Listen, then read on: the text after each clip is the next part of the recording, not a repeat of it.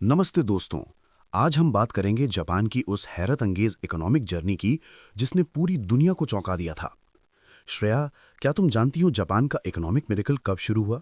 Sir मुझे बस इतना पता है कि वर्ल्ड वॉर 2 के बाद उन्होंने बहुत तरक्की की, पर डिटेल्स नहीं पता। देखो, इसका आगाज हुआ रिकंस्ट्रक्शन पीरियड से, जो 1945 से 1953 तक चला। इस दौरान जापान ने 9.9% पर एनम की ग्रोथ रेट अचीव की। ये सिर्फ ग्रोथ नहीं थी, बल्कि आने वाले 20 सालों के लिए एक मजबूत फाउंडेशन थी। 9.9%? ये तो बहुत ज्यादा है। इसके बाद क्या हुआ? इसके बाद आया हाई ग्रोथ पीरियड 1953 से 1973 तक, जहां एवरेज ग्रोथ 9.1% रही। इसके पीछे एक आइडियल कॉकटेल था।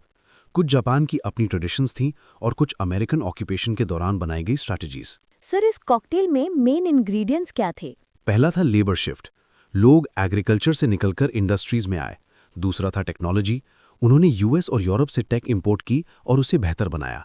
तीसरा फैक्टर था कोरियन वॉर, जिसने जापान के गुड्स के लिए एक बड़ी डिमांड पैदा कर दी। क्या सिर्फ एक्सपोर्ट्स ही वजह थी? नहीं, एंड्रिया बोल्थो ने दिखाया है कि ग्रोथ का असली ड्राइवर इंटरनल फैक्टर्स थे। सबसे बड़ी ताकत थी उनका ह्यूमन कैपिटल।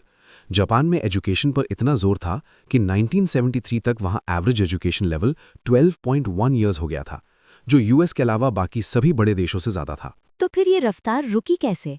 1973 के एनर्जी क्राइसिस के बाद ग्रोथ धीमी हुई और 1990s की शुरुआत में जापान एक ऐसे स्ट्रक्चरल क्राइसिस में फंसा जिसे निकलने में 2 दशक लग गए। 1991 से 2011 के बीच ग्रोथ रेट गिरकर सिर्फ 0.7% रह गई। इतनी बड़ी गिरावट? क्या जापान कमजोर हो गया? पूरी तरह नहीं।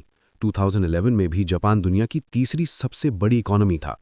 इस सिचुएशन को समझने के लिए एक मेटाफर का यूज होता है, the flying duck. Flying duck? इसका क्या मतलब है? मतलब ये कि जापान की इकोनॉमी एक ऐसी मशीन थी जो ऊंचाई पर उड़ने के लिए बनी थी। जब तक कैपिटल गेन्स हो रहे थे, वो खूबसूरती से उड़ी। लेकिन जैसे ही बबल्स फूटने शुरू हुए, वही फीचर्स जो उसे उड़ने में मदद करते थे, जमीन पर चलने के लिए रुकावट बन गए। तो समरी ये हुई कि जापान का सफर 4 फेजेस में था: reconstruction, high growth, slow down और स्ट्रक्चरल क्राइसिस। बिल्कुल सही।